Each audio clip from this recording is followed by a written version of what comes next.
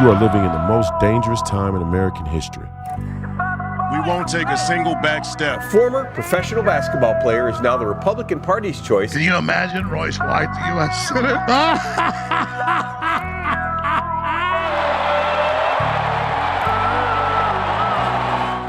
White won the endorsement on May 18th with 67% of the vote.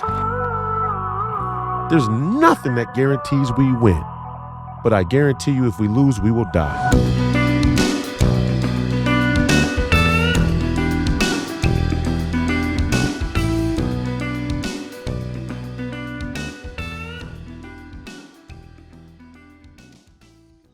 Good evening. Welcome back to another episode of Please Call Me Crazy, brought to you by Free People Radio, powered by our favorite sponsor, TireGet.com.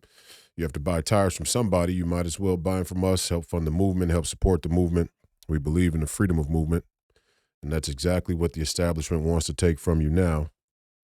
I'm your host, Royce White, here in the belly of the beast, Minneapolis, Minnesota, and this is episode 237. Today is January 13th, year of our Lord, 2025. Drawing close to the inauguration, Donald Trump officially being sworn in to the office of the President of the United States of America, our 47th President of the United States of America. It's a good time, a time to celebrate. We got a lot of tragedy out there in the world, specifically here at home in our country. Seeing as that we are America first, just can't express enough how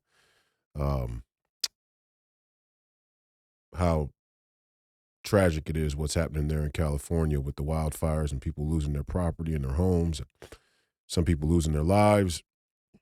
Brings up great questions about the efficiency of our government, the readiness of our government in crisis, the leadership of, obviously, California, a very Democrat-heavy state with Gavin Newsom. And I hope, for the few liberal states that still exist in the union, don't want to politicize a natural disaster, but it's hard not to talk politics when so much of disaster response is a government and political thing. I hope that the rest of the liberal states that still exist and that are still, holding strong here in America start to reevaluate what Democrat leadership really looks like, how it functions, and more importantly, how it functions in a time of crisis when we're in dire straits. It's always easy to lead a team when everybody's winning. It's always easy to lead a team when everything's going great. The true sign of leadership is, what do you do when adversity hits? A lot of adversity out there in California. Our thoughts and prayers go out to everybody who's been impacted by these wildfires. And there's a lot of theories going around. I don't want to speculate.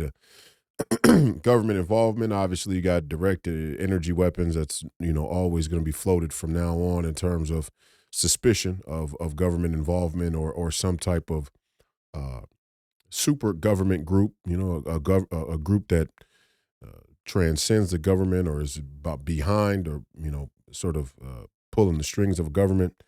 There was video supposedly of somebody starting the fire, which could also be government involvement.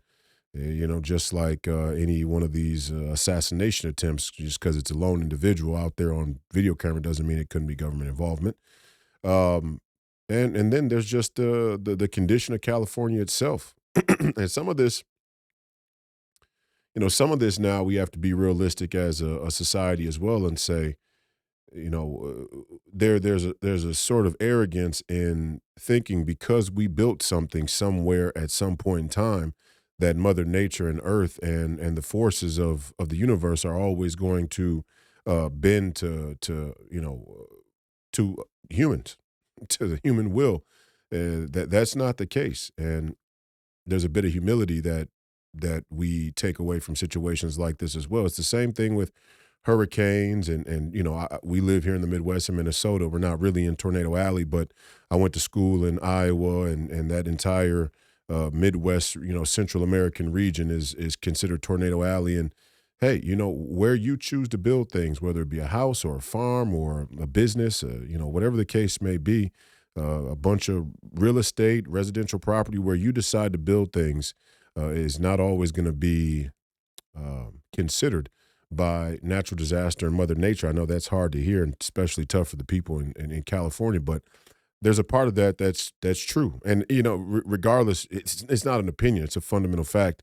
And as Americans, first of all, as the American government and American citizens, if there's one thing that the federal government should have adequate funding for, it is to help our American citizens who face what you would call an act of God or Mother Nature, and we should be able to help rebuild and relocate for these people who are affected by these natural disasters, whether they be on the coastline and tropical storms, hurricanes. We saw that down there in the southeastern corridor earlier this year, or it'd be out there in California. As much as I dislike the liberals and the Democrats, everything isn't political or shouldn't be political. And because California is a blue state, doesn't mean I'm not considerate and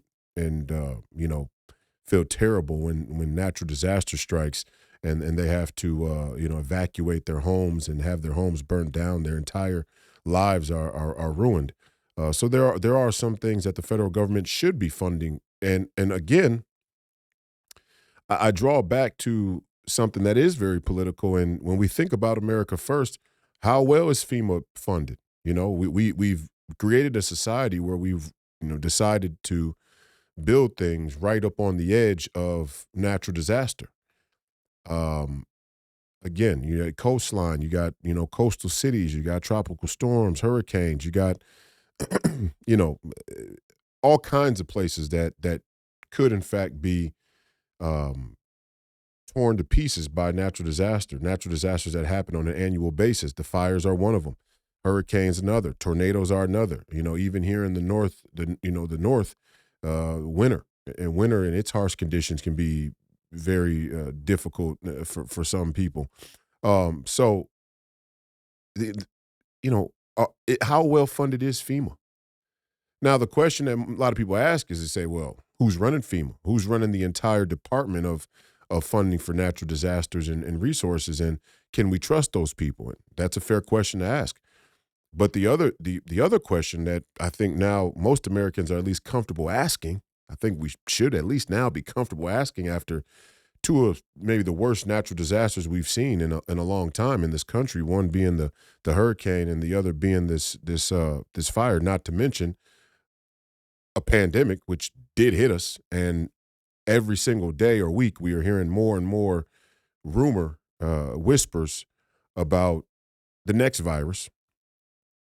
So I think it's right. At least American citizens are open to asking the question: what are the priorities for our funding? We're a country that's $37 trillion in debt, and being in debt is a feature of modern industrialized society. I mean, there is a piece of this equation that says without debt we wouldn't have been able to industrialize and bring our society to the modern place that it is today. I understand that. How much debt is too much debt? How much debt can be weaponized and undermine a nation's sovereignty and a nation's value of citizenship? These are all prudent questions. But if there is a place where we're going to use funding and have debt and incur more debt in order to make sure that American citizens, aren't too are as good as they can be, given the circumstance of a natural disaster like we've seen. And so you have to immediately go to what I say often is, how much money do we need to send Ukraine? How much money do we need to send the European Union? How much money and it's not just the Ukraine or European Union, how much money do we need to send any of these foreign countries? How much foreign aid does the United States of America actually have to be responsible for? And everybody will tell you we need to do it. Look, America's economy has the chance, has let's say, has the advantage of being one of the biggest consumer economies in the history of human civilization. So America's economy always has a strong chance to bounce back because everybody wants to sell us their goods. Everybody wants to sell here. Now, how much do we have to pay people or give foreign aid in this sort of foreign exchange of people selling their goods?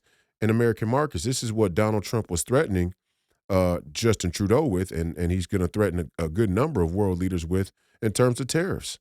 You know, America is a cash cow of consumer goods, the consumer market, and business as well. So America's economy in general is in an okay place. Do we have too much debt? Absolutely. I mean, there's no question that we have too much debt. But part of the debt, and I'm as big a debt hawk as anybody, but part of the debt is also based on the finite number of resources out there, the markets that exist, the shift in the tide, the turn of the industries, and America's in a good position. We have to reorient our priority, which I hope Donald Trump is getting ready to do. He's going to certainly need some help from the Senate and the House and the other people in the administration, and we're going to have a long, tough fight against the administrative state and them wanting to maintain the status quo that the government is the biggest entity in the world, really, the biggest free market entity in the world, and is going to be the number one employer of American citizens. That has to change. That can't continue to be the case, or the government is going to swell into infinity, and before you know it, all the innovation and creativity stifled, and you got a bunch of agency heads and administrative people who were appointed to offices instead of getting there based on merit or on the will of the people and the will of the markets, for that matter. And that's always dangerous to an economy, in my opinion.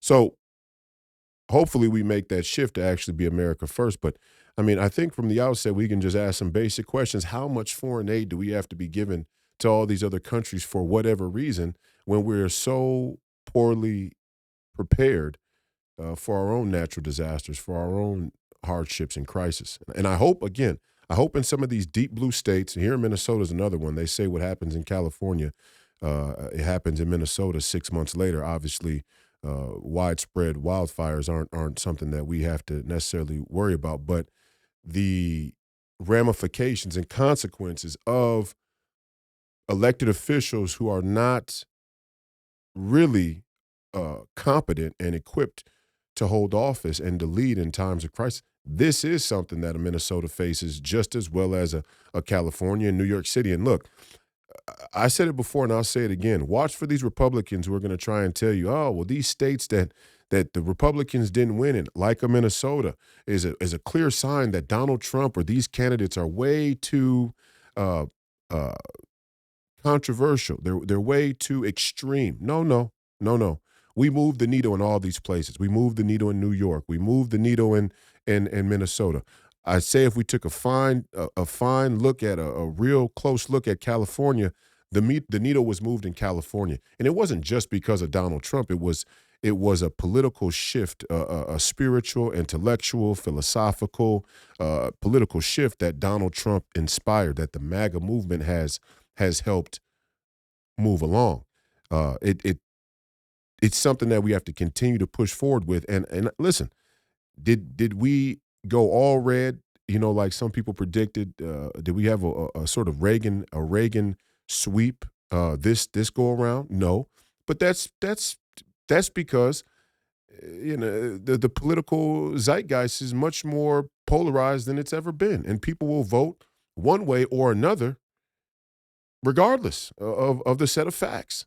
And now on this particular occasion, Donald Trump, the Republicans, the MAGA movement, the America First, and really the American people came out on top, came out on the right side of the current political zeitgeist. But, it still does exist. And I mean, I just can't even fathom why, to this day, I just can't fathom why people would even vote for Kamala Harris in this last election. Now, if she crept up on you in 2020 as the vice president, as the VP candidate, that's something different. I mean, I don't get it, but I get it, right?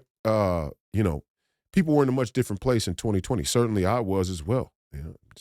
Voted for Tulsi Gabbard write-in, and Tulsi Gabbard may in fact be on deck to run for president there in 2028. We'll see what happens as a MAGA Republican, and she'll have to go through the gauntlet of testing her credentials and her mettle throughout the MAGA movement and MAGA base like anybody else. But I like Tulsi Gabbard, and I think that she was a tremendous help to the Donald Trump ticket and RFK as well. And both of them are people who were probably in a very different place in 2020. And so people can move and shift and change their minds. There's nothing wrong with that. Um, I hope we get more of it going forward here. I hope I hope the people of California look at California and go, this says something about the Democrat leaders, our Democrat leaders. It just does. You know, the governors, mayors, city councils, the heads of some of these first responder, departments, fire departments, so on and so forth.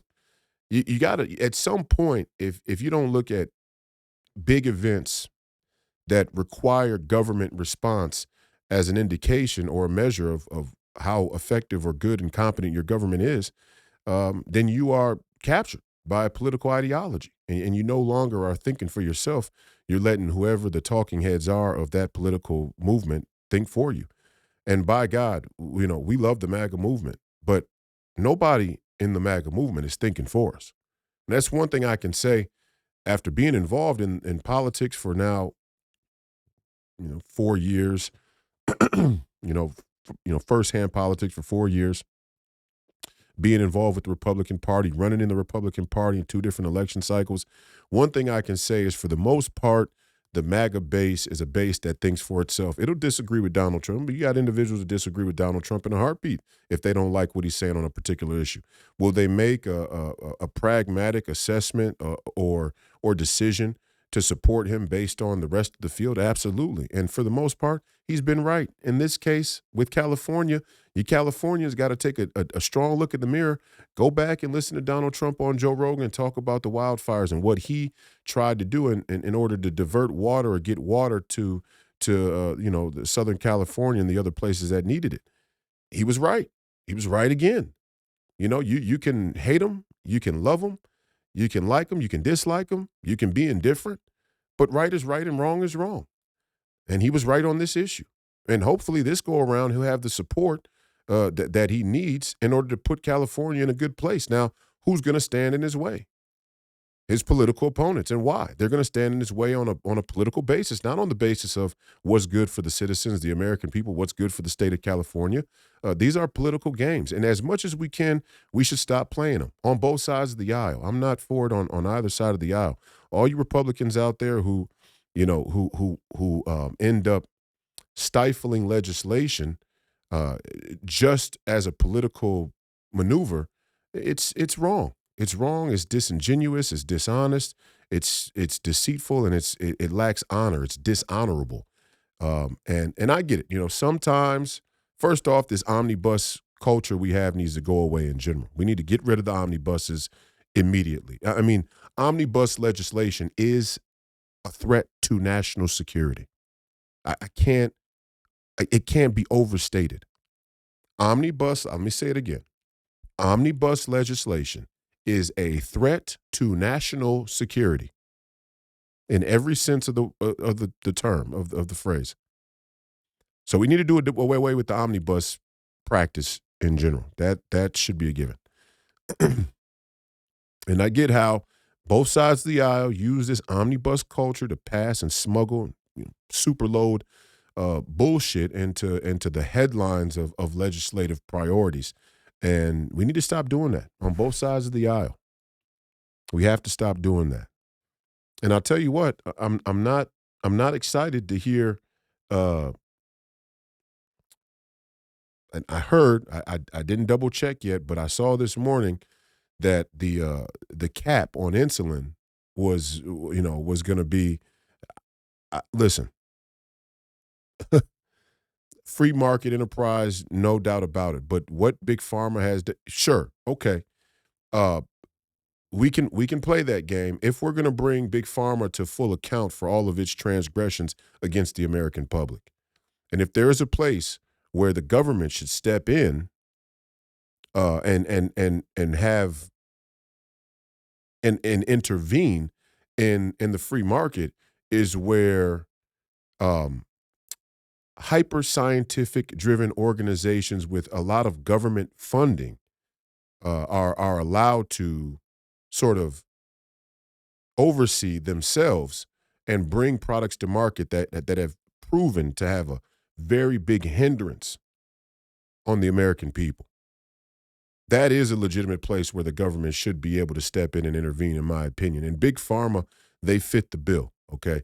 We need to be double checking, triple checking, quadruple checking Big Pharma and the legitimacy of their research, their testing, everything, their pricing, all of it. And I hesitate to say the pricing because ultimately, pricing is a matter of the free market, and really a more equipped and knowledgeable American citizen would be able to reject and revolt against a big pharma in the free market by choosing not to spend their money with certain companies and products. However,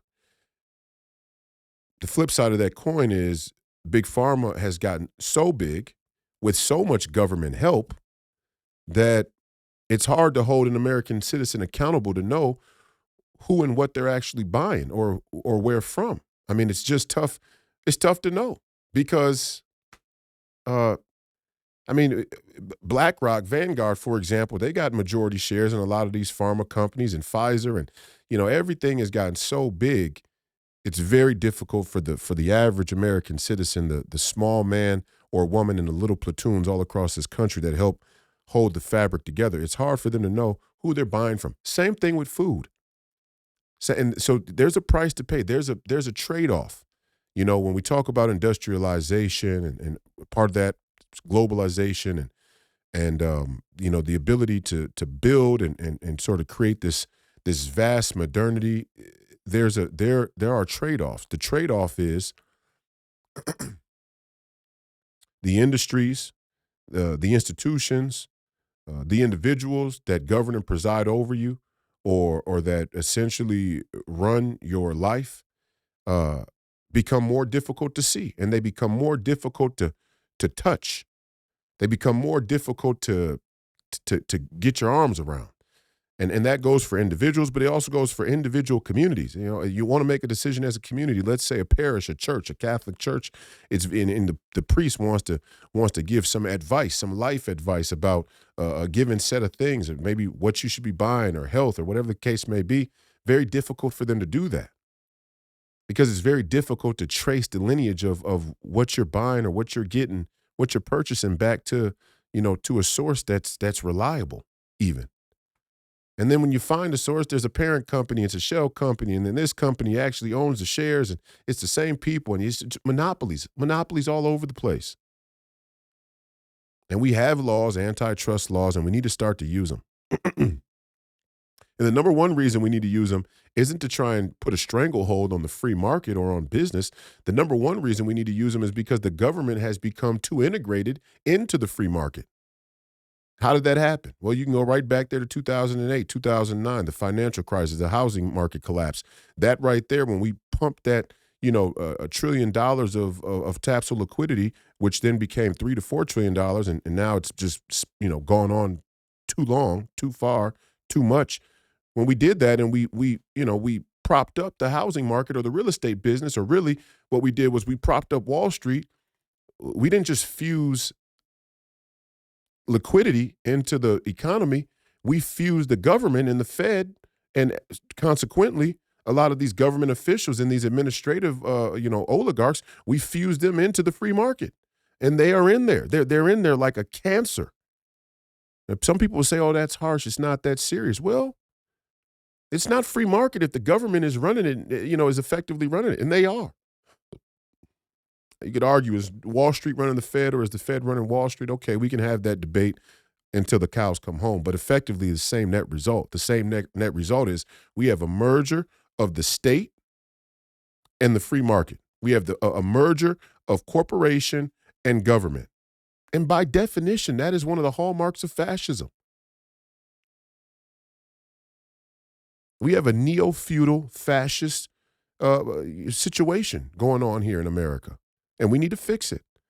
And these antitrust laws that we have on the books, we need to start to use them.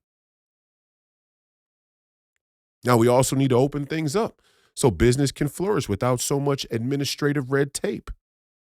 I'm not for all of these companies having to pay all of these egregious fees and regulations and, these arbitrary, whatever to be able to do business. I don't agree with that at all.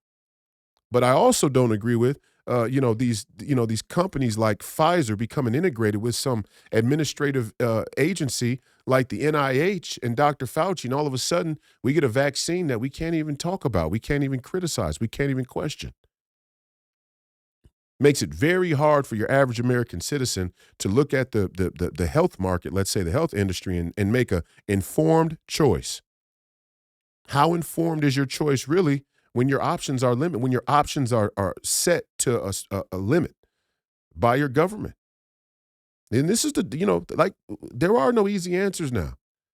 The tough questions have just begun to be asked. This shit doesn't get easier. We didn't elect Donald Trump and now, kumbaya, everything's great. It's just like with the visas. The tough answers are still ahead of us. All the tough questions and the tough answers are still ahead of us. But it's time to start asking them. It's time to start calling the balls and strikes. It's time to start putting this stuff up on the bar and saying, okay, yes, no. Yes, no. Let's leave that one. Let's table that one for a moment. But we're rare to table. We're quick to call the yes and no. We're quick to call the balls and strikes. We're slow to table. We're slow to go to the instant replay. We have to be slow to go to the instant replay. That's a sports reference for all you out there. It's a foul or it wasn't a foul. I don't have to huddle the refs up every single time and have a little meeting about what call they got. I'm the lead official on I got this angle. It's a foul. Or it was clean. It's not a foul. I got an inadvertent whistle. Play on. Inadvertent whistle, take it on the side, we play on. Very rarely am I going to the instant replay, and that's just the standard in sports culture. Why? Because we got a game to get going here. We can't be here all day. And the greatest game we're playing right now is the future of this nation, of this republic, the strength, overall health, and stability of this nation. We don't got time to play around. We don't got time for partisan hackery. We don't got time for this, special interest and lobby scams that are going on. We don't got time for any of this shit. So I hope that out of this entire California fire situation, the citizens in deep blue states are starting to reevaluate where their political allegiance really is. And I'm not telling you to vote Republican in blind faith. Hell, there's a bunch of Republicans that will be running all across the country come here in 2026 who I wouldn't, if they were on fire, I wouldn't piss on them to put them out. Honestly, that's how corrupt and crooked they are. And they're Republican, and that doesn't mean shit to me, okay? So I'm not telling you to vote Republican in blind faith. I'm telling you to start to crack the mold that the mainstream media has put on the average American mind to determine and decide how they should be thinking about politics. Fundamentally, how they should even be thinking politics, and then how they should be thinking about political candidates or pundits or commentators or whoever. How do we judge these people? Do we judge them based on party? Do we judge them based on personality? Or do we judge them based on policy? Do we judge them based on person, based on the platform that they run on?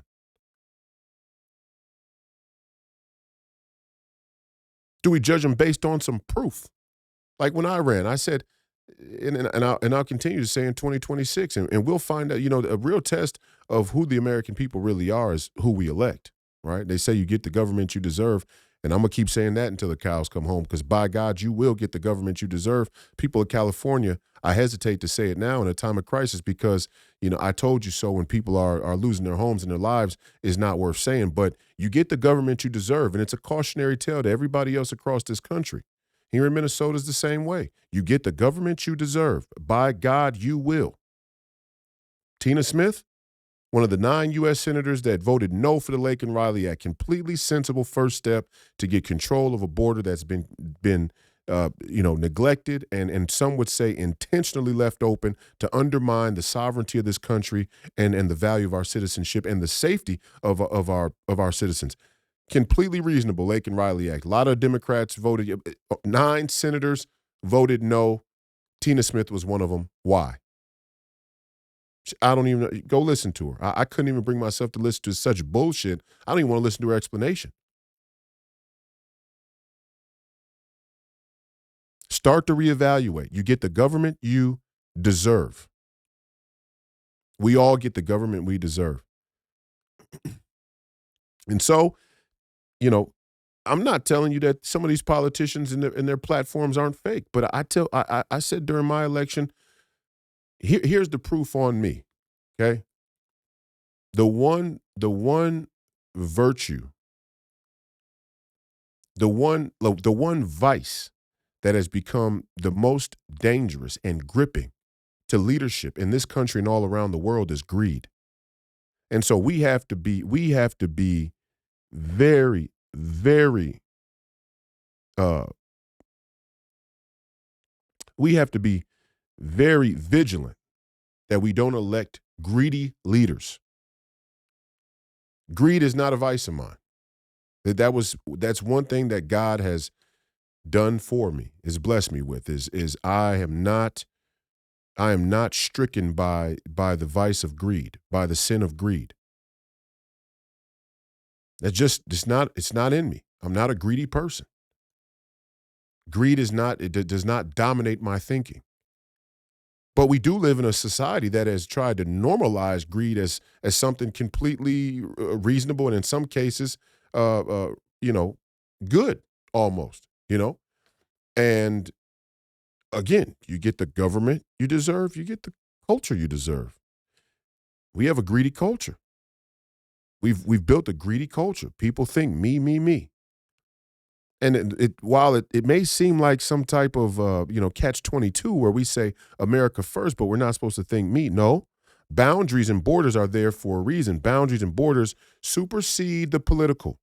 Boundaries, borders are not just political. Boundaries and borders place a constraint on man's unfettered ambition to be God, to have no limits. Mankind should always observe some limits. We have limits, and we should acknowledge those limits. As soon as we start to think we have no limits, we get ourselves in trouble. The moment you think you have no limits, you better be moving forward with the utmost of surety, righteousness, facts, and truth, and sort of moral fortitude. At the moment where you start to just move without limits, and reckless and negligent, you're bound to not only hurt yourself, but a lot of other people as well. So the borders, to have a nation is not to say, we want to be greedy. We want to keep everybody out or we don't want to help anybody else. That's not the point. The point is we don't want to rule the whole world.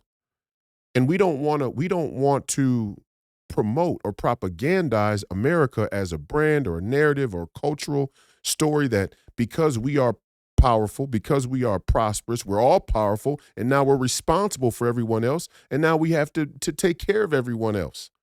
It's not fair to Americans, but it's also not fair to those people. I love when Steve brought up about the visa situation. Let's not talk about, American workers and the skilled workers that are getting, that are having jobs taken from them. Let's talk about how detrimental it is for us to take the best people from other countries. Those people need to be in their countries, making their countries as great as they can. This brain drain of all the best minds in the world is only to one end. It's to an end of world domination, which we don't need. That's part of the root scam here is we don't need a single nation to dominate the world. The nations that are great will be great, and they will rise up and they'll be great, and they will sit at the table in whatever international body that still exists after we weed out and gut this feckless globalist cancer from the United Nations and all these other, entities that are there now. But once we get back to a more righteous and honest landscape out there on the geopolitical, stage, those nations that sit together will sit together under the auspice that our nations are great. There is no one nation to dominate. That actually helps decentralized power. The real criticism of the United Nations is that the Security Council is greatly built up of Western nations that are all just subsidized by America. And then you got America's security state or America's intelligence community, and effectively you get a United Nations that's being run by a corrupt organization or group like the CIA. And they are corrupt, and they have been corrupt. It's proven, and now that's on the record. That we can go forward with some facts. And they're not the only ones. It's not the entire agency. They've done some good work as well. They have a necessary function, in my opinion. You know, are there enemies out there of America in the West? Absolutely. And should we keep track of them? Absolutely. There's a fine line in this stuff, and you need righteous leaders to call the balls and strikes. And I say that all to say again, having a nation, having a border, having boundaries is not to keep everybody out and be greedy. That's not greed. Greed is actually to say we can rule the whole world. That's greedy. Just in case, because we're talking about the virtue of selflessness and humility versus the vice of greed. That's greed. Globalism is greedy. One world government is greedy. Centralizing power and leadership so that it's, easier or more efficient or effective for the few and for the few to rule the many. That's greed. And they get paid handsomely for it. And we can all see it. We can all see you. All you socialists, Marxists, communists, crony capitalists, whatever flag or banner you're flying under, we can all see the result of your politic. Rules are for thee, not for me, usually. And for example, Joe Biden, Gavin Newsom, and all of them, they want you to live without the right to own a gun, but they have armed security guards and they live in gated communities. And so you and the other, would be, innocent bystanders, let's say, are left to deal with all of the corruption and wickedness and decay of the society that they profit from. We can't do that anymore. And I hope that that's a nonpartisan statement of fact. But I'm a person who is not just naturally, I'm not greedy.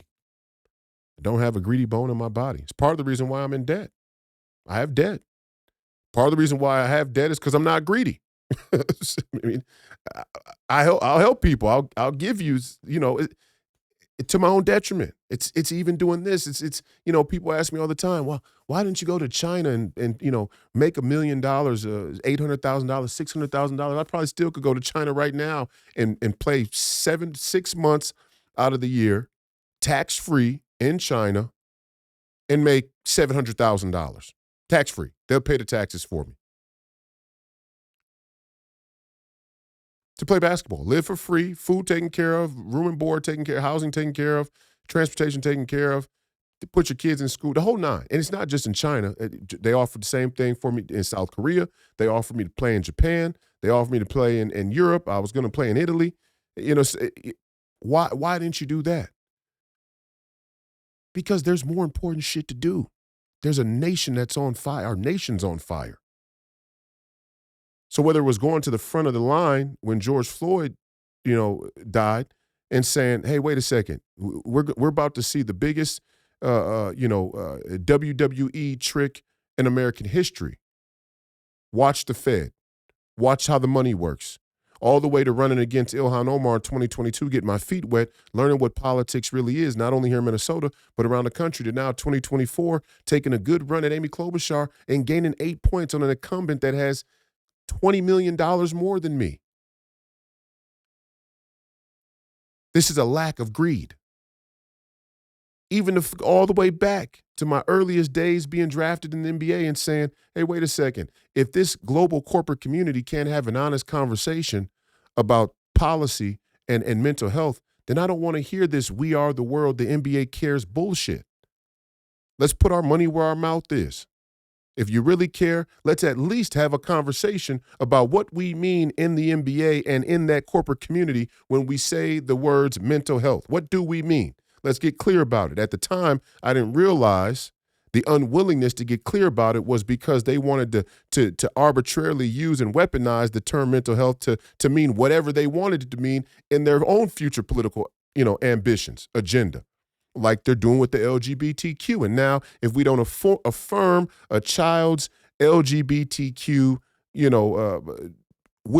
desires without the parents' consent, if we don't affirm that as a school, let's say, or as a health entity or wherever the case may be, if we don't affirm that, then we're hindering the kids' mental health.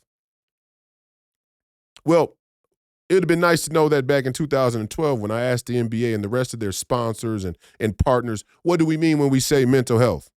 They didn't want to get clear about it. At the time, they ran the narrative that they didn't want to be clear about it because of liability. And this is one of the most overly litigious countries in the world, and that's another thing that we got to sort out. That's more of a cultural thing. That's more a matter of personal sacred honor. And when you have a greedy culture, everybody's doing a get-rich-quick scheme instead of actually creating and innovating something or just, putting their nose to the pavement and working hard. I got so much respect for people who stand on their feet for 10 hours a day to make their money. That's not a scam. That's not a scheme. That's just working for what you got. And there's something so, there's something so great about that. I mean, that's what makes America great. That's the little platoons, right? That hold the fabric of this country together. So there are those people, but there's all these people that got these get rich quick schemes. And part of them is I'm gonna sue this person, I'm gonna sue that person, lawsuits, and it's just come on. I mean, but again, so part of there's justification in it. The NBA's like, hey, we don't want to be sued. Nobody wants to be sued. Everybody's afraid to be sued. And when you, to bring in another side point, but very relevant, when you allow an E. Jean Carroll to sue a man for $90+ million with no factual evidence, you undermine the legitimacy of the courts. You undermine the legitimacy of the culture of litigation. You undermine this country. Because justice and the justice system, and as in conjunction with that, the civil courts, the courts themselves are a fundamental piece to keeping the fabric of this country strong. And when you let an E. Jean Carroll sue a man for $90 million without facts and evidence, you undermine this country. And we would be right to rectify that as well. But again, I go back to the point of saying that I'm not greedy. We have to look for political leaders who aren't stricken with greed. Could have made $100 million. And my friends of mine right now, people I came through the draft with that aren't as good as me. I'm just going to say they're not as talented, as skilled. They don't have the will they're not as good as me. As you go back and listen to Draymond Green say it himself, he said, to Paul George, who are two first ballot Hall of Famers most likely, he said, man, Royce was a monster. If Royce hadn't had the issues with the NBA and the mental health stuff, he'd still be an all-star today. And he's damn right. I shoot the ball better than Ben Simmons does. Not as tall as Ben Simmons, but I'm probably a lot more crafty and shifty and a lot more I got a lot more shake to my game than a Ben Simmons does. Plus, I'm a natural post player. I have natural post footwork, and you could throw the ball to me in an isolation situation, and 9 times out of 10, it's going to be a mismatch. That's just the truth. Plus, I handle the ball extremely well, and I'm a willing passer. Not only am I a willing passer, I'm an early passer. This is basketball sports terminology, but I'm a willing passer, an early passer, because I don't have greed. I'm willing to do whatever it takes to help the team win. If that means that I have to pass up a decent shot or a good shot for a great shot, that's what I'm going to do. And I'm going to do that more times than not. And besides that, I'm just a dog. I just got that personal pride about defending. I'm not going to let my man beat me. I'm not going to let my man score me. I'm not going to be that guy. When the entire team is locked in for 24 seconds and we got to defend, I'm not going to be the guy that lets down and puts the team in a bad situation. I'm going to rarely be that guy, which means I'm going to give a second and third and fourth effort in order to defend. And that's a lost art. And I'm going to defend every night because I have that type of sacred honor. That's that Mamba mentality. That's that Kobe Bryant mentality. Oh, I'm tired this week. This week I need some rest. My back hurts. Okay, maybe your back does hurt. Maybe your pride hurts. Maybe you're just a coward. As much as I would have skipped as many flights as I could, you bet your ass I'd be on that damn bus driving to that next game, and I wouldn't be missing a game. I wouldn't be sitting. There wouldn't be no load management. An organization, if I was playing in today's NBA, an organization would have to fight me to get me to not play. They'd have to fight me for me to not play. And I'm talking about if I was one of the number one or two guys and I'm getting paid handsomely, I'm getting $100 million, every 2 years to play. An organization would have to fight me tooth and nail. I'd probably come to the media and say, I'm pissed off today because these motherfuckers are telling me that I should rest. And I just think it's bad for the entire organization's culture. There ain't no fucking rest, okay? So my point is, I could have made $100 million. I say all that to say I could have made $100 million, $200 million, $300 million, who knows how many endorsements. If I'd have put a fucking dress on and took my talents, my ability to articulate and speak in front of a camera out to Hollywood and got on my knees and sucked some executive's cock, I would have been a billionaire. Why? Why choose this? Sacred honor. Lack of greed. Priorities. Having your priorities straight. See, and that's what none of them wanted to talk about while I was running. They all shied away from that part of the conversation as much as they could. That the maybe one of the greatest examples of a political candidate in our country that was running in this last 2024 cycle that had factual evidence, to sort of affirm their lack of greed was me. I don't say that to toot my own horn. It's just a fact. Show me one of these United States senators who's in office right now that you believe would turn down the chance to make $100 million on moral principle and ethics. It's the inverse. We are we are few and far between to find an American politician or candidate that we would really believe could turn down that kind of money for any reason, let alone on moral principle. I'm hard pressed to name. So I can name a few. Carrie Lake, one of them, and now she's decided I don't even want to run anymore. They done fucked her over around in Arizona so much between the machines and the Uniparty, the Republicans themselves in Arizona. They done fucked her around so much she doesn't even want to run anymore. She was the only one who's on the record getting offered money to sit out of the election cycle. And she said, there ain't no price. There's not a price. It could be $1 billion. They had to kill me. Those are the kind of people that we need in politics, and somehow we've let the culture run them off. Now, Carrie's at a different place in her life than I am, so I'm not going any fucking where. I like to fight. Throw some more shit at me. I think I'm Teflon. That's just my mentality. That's how I was built. That's how I was raised. But she's not wrong, because there's mornings I wake up and I think to myself, fuck, what am I even doing this shit for? Hell, half the people I meet, they don't even know what the hell I'm talking about. I say I say the post-World War II Democrat liberal order, and that our allies there in Russia were a totalitarian communist regime that genocided 12 million Christians, and people get their panties in a bunch. So yeah, some days I feel like throwing in the towel myself. I'll go to fucking Montana, which I can't do now because, Steve Daines is another neocon rhino scumbag. So I can't trust being in Montana. But if all was even and fair, I'd go to Montana and build a fucking house with my own bare hands and live it at the base of a fucking mountain in a valley with a spring. And so I get that thought sometimes. But the war has just begun. The war has just begun, and I'm 32 years old. I'm 33 years old. The war has just begun. So I got 15 years to give to this thing. And maybe longer, whatever it takes. Whatever it takes. That's my dharma.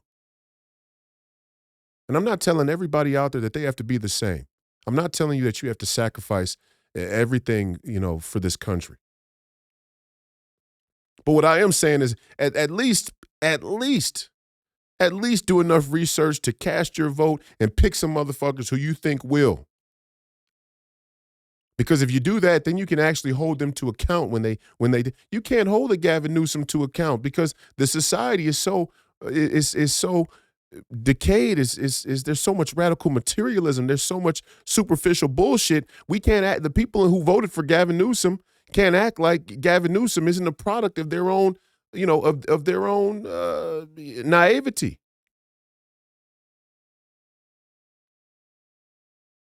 That's the reality.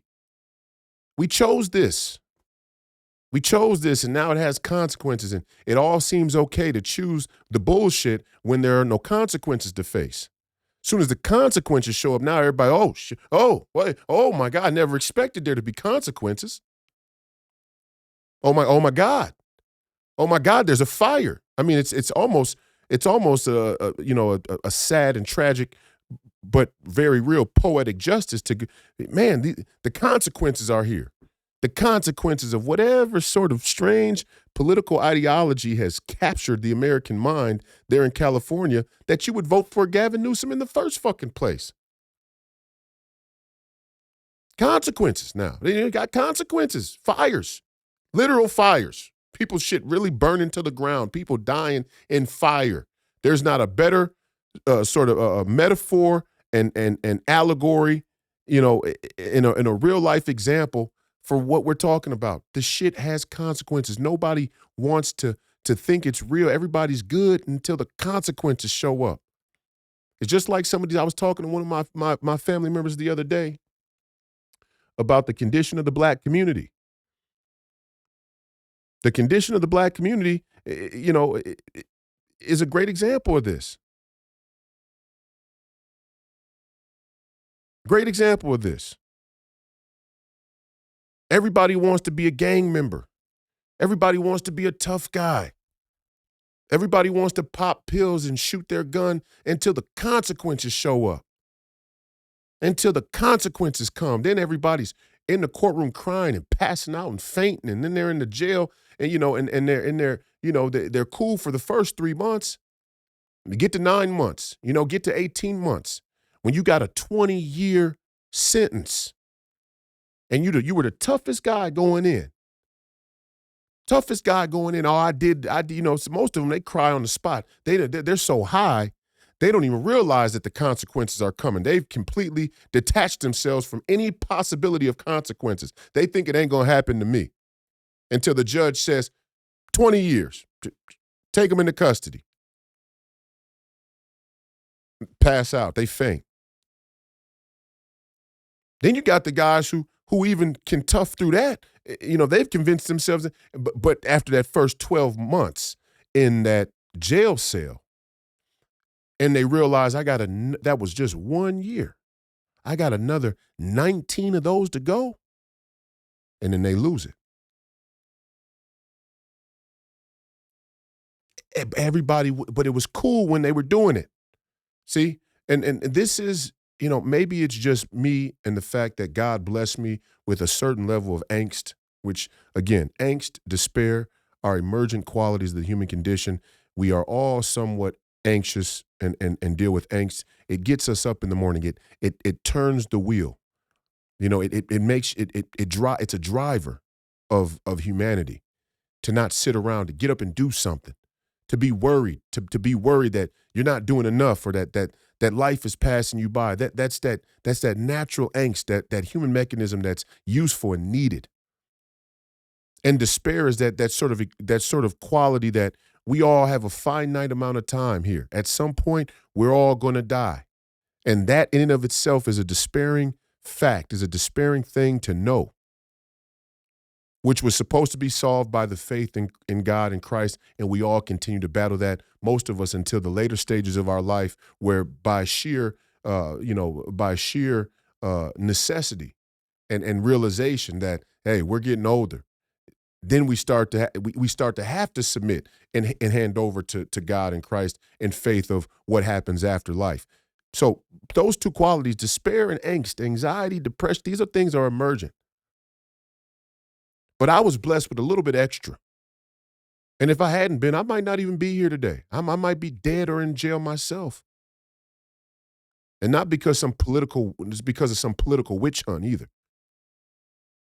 As a product of my environment, making bad choices, I could have easily been in jail myself. And I teach all the young men that I can touch, whether it be through basketball or whatever else, to have a healthy amount of anxiety and angst about the choices that they're making.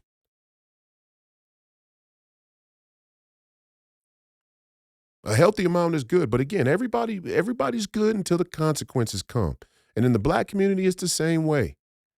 Everybody's good. It's all good. You know, I'm partying, I'm hitting the clubs, I'm popping pills. I got a gun on me. You know, I'm a tough guy. I'm playing out the theater of what I hear and the music I'm listening to that I'm getting it tranced in, you know, or whatever the case may be. Maybe I am a tough guy. Maybe I actually am a gangster. Maybe I love the action. Maybe I love what happens after 12 because, you know, it's the adrenaline. Whatever the case may be, it's all good until the consequences hit. And if the consequences hit and you don't change, then you're a sociopath and a psychopath. If the realization if you're actually a person where the consequences don't affect you, you're a fucking sociopath. The only answer is to go the other way. The other way is where the good answer. The other way is where the grass is greener. The other way. Choices we make are real. They have real consequences. Whether they come to pass now or later, the consequences will be there for you. If you're lucky enough to evade all the consequences, you're probably going to suffer from something else that's even more perverse. Is where you create a world in your head, a fictitious world in your head that you live in, lying to yourself every day. That's the worst case scenario. The worst case scenario is that you create a figment of your imagination that you live in every day fully, but you know, your own little Truman Show. That's scary. That's fucked up. I'd rather take the consequences. Yeah, no, give me the consequences. Before I end up in my own little strange Truman Show, I'll take the consequences. Hopefully, before I get the consequences, I make good decisions where I don't have to face the consequences. That's sort of the hierarchy of the choices we have, and the political speaks to it. It's a microcosm. The individual on the collective, the state of our union, the country, our nation, the fabric of it. We get to make the choice. That's the beauty in it. That's the beauty of what we created here. Our founding fathers laid it out, so we get to make the choice. And when we are, you know, loose, irresponsible, when we neglect that choice of the political, you know, of this, you know, that civic duty, when we neglect those choices, we're bound to pay the consequences. We are hell-bound to pay the consequences. So let's start making better choices. My thoughts and prayers go out to everybody there in California. My thoughts and prayers go out to everybody throughout the entire country who are suffering from the consequences of illegitimate regimes, who are suffering from the all around the world. Let's open it up. We're America first, but we see the plights of you other people as well. We hear the cries of Greenland that say they want their independence. We understand. Everybody all around the world who's suffering from the consequences of illegitimate regimes, of corrupt leadership. Our thoughts you're in our thoughts and prayers. But we would be remiss not to acknowledge that some of your circumstance falls on you. Some of that here falls on me.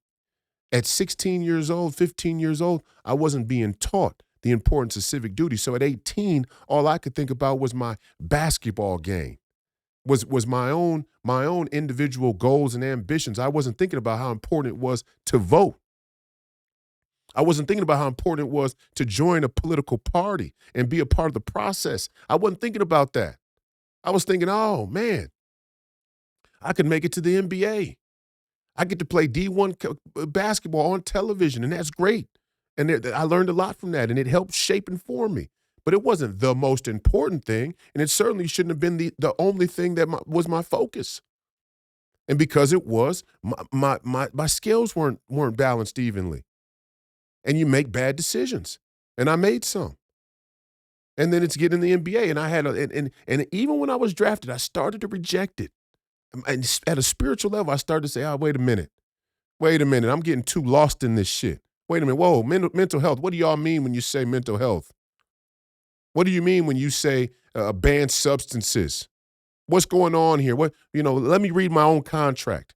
My inner spirit was starting to reject, that schism of priority and focus. Something in me said, this ain't right. This doesn't seem balanced.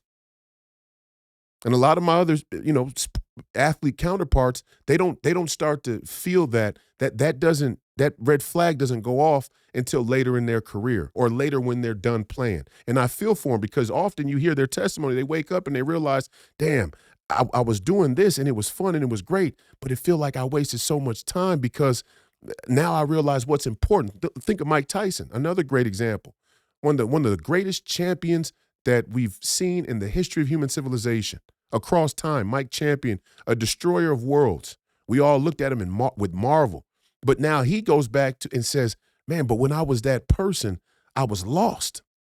You all saw the success of it. You all were entertained by it, but I was lost in it. And now that I'm older, my kids and my health and my peace, and that's what he talks about now. And it's a beautiful thing to see. But it's interesting to understand that dynamic, that duality between the two. And I was there too. I just caught on much earlier before I was a worldwide household name.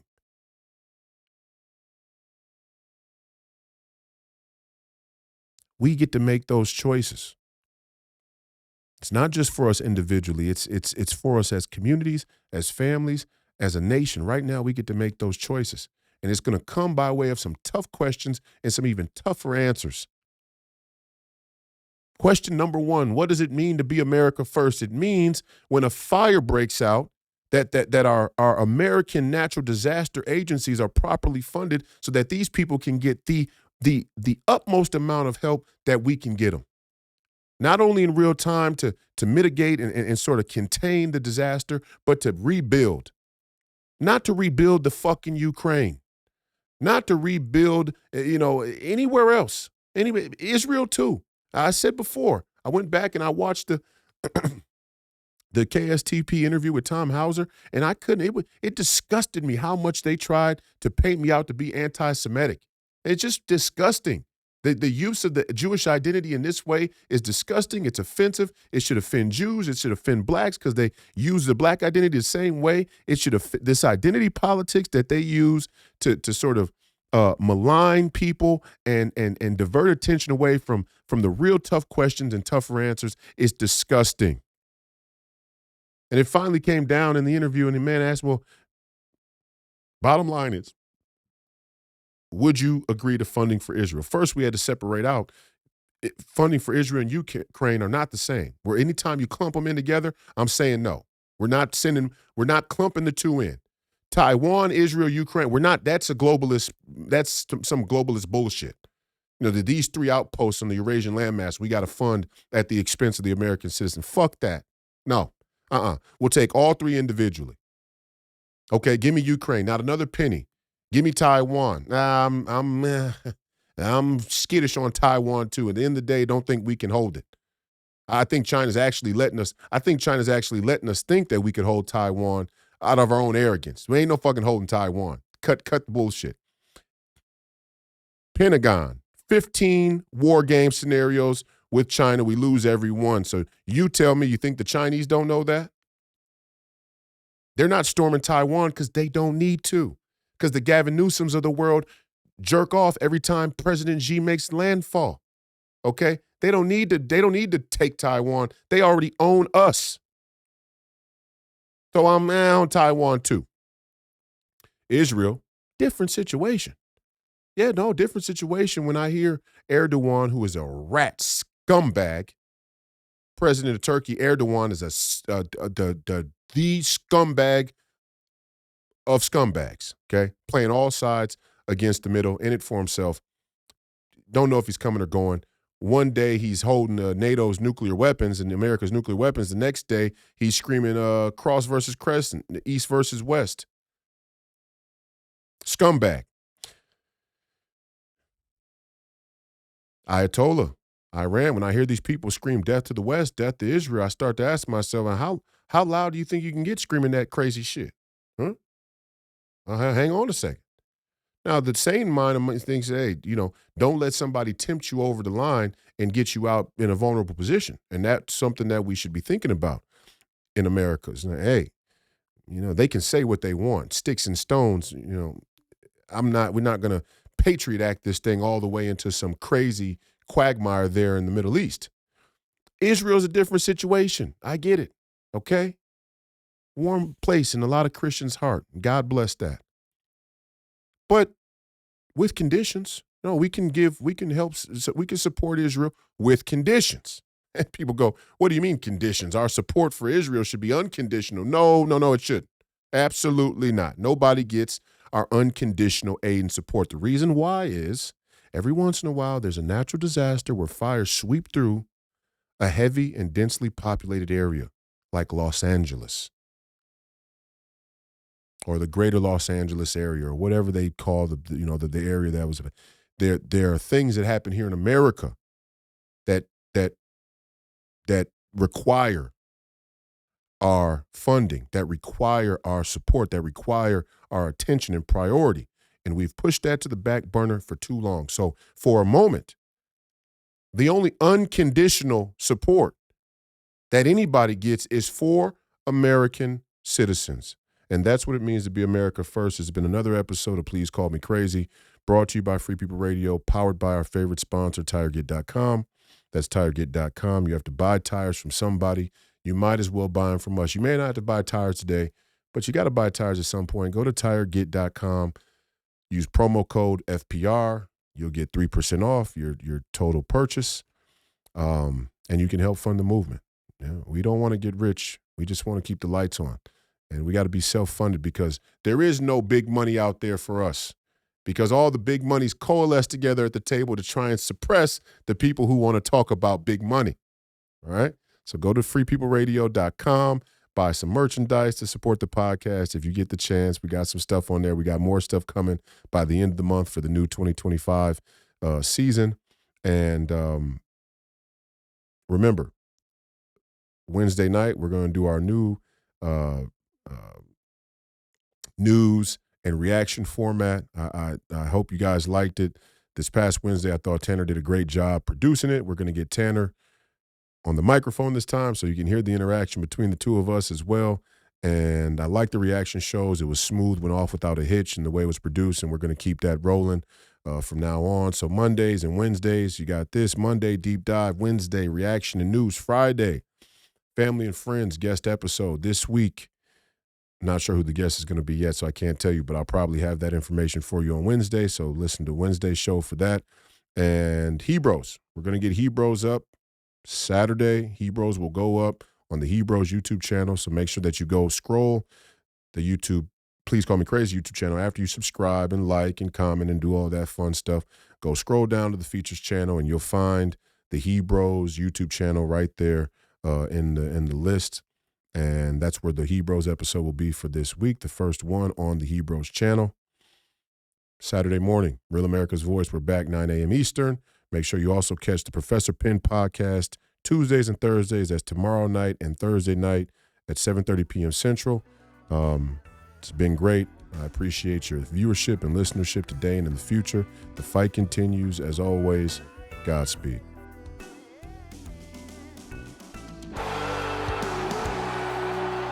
Everything's up on the bar. We're all in.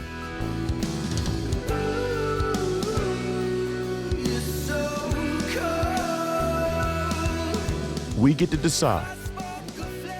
Do you want to live on your knees or do you want to die on your feet fighting? That's the decision you get to make now.